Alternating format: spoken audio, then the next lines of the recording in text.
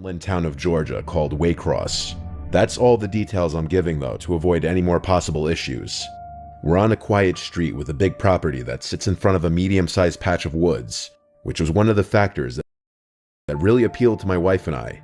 We plan to adopt a dog and raise kids here, so we wanted a big property for the dog and kids to play around on. We both work similar shifts. I get home around 5 and she gets home around 6 most of the time. The first 2 nights in the house went completely normal. It was the weekend, so we spent our entire days unpacking. It wasn't until Monday night, when we were both in bed, only having turned the lights out maybe 20 minutes ago, that outside from the backyard, there was the sound of this blasting music. Our nearest neighbors on either side were spaced out enough where we couldn't mistake music from their yards being in our yard. It was definitely in our backyard. Bree Payton, U.S. conservative news writer, campaigned against vaccines. She has just died at 26 in hospital, where she was found to be suffering from H1N1 flu and meningitis, both preventable diseases using vaccines. It's so sad to see a promising young person cut down at the peak of their youth. If only there was some way to prevent this from happening. Like fucking vaccines! Welcome to r/Facepalm, where we have some of the dumbest words ever typed by mankind. If you like this video, hit that subscribe button. Also, please like this video. It really helps out super small YouTubers like me. So let's get into the video. Amazing thing. My husband opened the package while I was out. He couldn't figure out what it was. He thought it was a cat harness.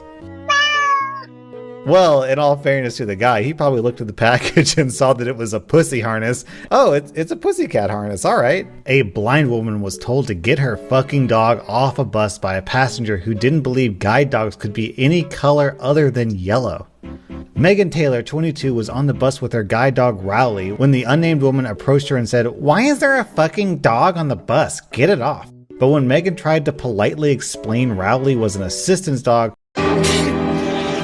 that happened, where people tell obvious lies on the internet to appear cool, when in reality they just end up looking like idiots. I just got recognized in a effing McDonald's bathroom, and the guy that recognized me was like, "My girlfriend loves you. She always shares your post." And then he offered if I wanted to have a threesome with them, which I declined. As I explained, I don't do that stuff, and I only have sex when I'm in a relationship. And he was like, "No problem. Let me buy you your lunch then." And this dude gets me 3 McDoubles, 2 large fries, chicken nuggets, and ice cream. Is this the life of fame? Wow, lol. So anyways, if you're wondering why I gained so much weight, it's basically because I'm so popular and so many guys want to have sex with me that they just keep buying me burger after burger after burger. So anyways, I'm only this fat because I'm so popular. I was in Hot Topic once, and while searching through the band t-shirts, "Welcome to the Black Parade" starts up over the speakers.